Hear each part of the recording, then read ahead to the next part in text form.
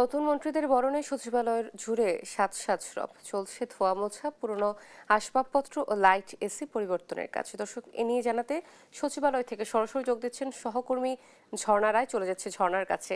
ঝর্ণা, নিশ্চয় শুনতে পাচ্ছেন। সচিবালয় মন্ত্রীদের বরণের প্রস্তুতি কেমন দেখছেন, জানাবেন।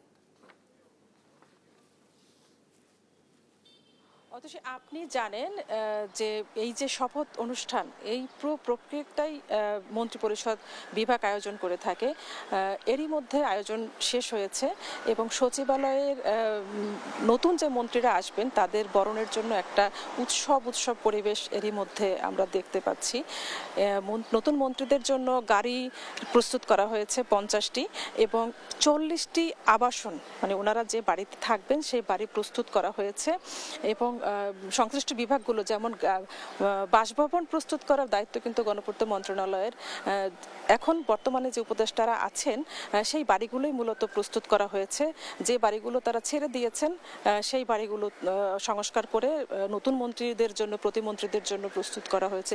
সচিবালয়ে আরেকটা বিষয় হচ্ছে, যেহেতু একদিন বাদই শপথ, সেহেতু সচিবালয়ে কিন্তু দর্শনার্থীদের সংখ্যা নেই এবং কর্মকর্তা কর্মচারীদের মধ্যে একটা অন্যরকম বরণের একটা প্রস্তুতি, যে নতুন মন্ত্রীরা আসবেন তাদেরকে বরণ করার জন্য রুম পরিষ্কার করা হয়েছে। পরিষ্কার বলতে এটা বলছি যে তাদের কিছুটা ডেকোরেশন চেঞ্জ করা হয়েছে এবং নেম প্লেটগুলো নামিয়ে ফেলা হয়েছে। আজকেই হবে, কোনো কোনো জায়গাতে হয়ে গেছে।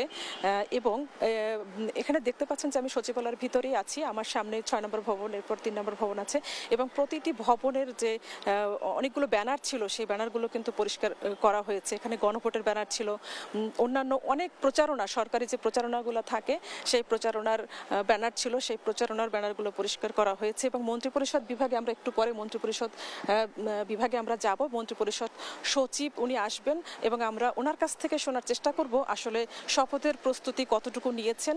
এবং এই ছিল আমার কাছে।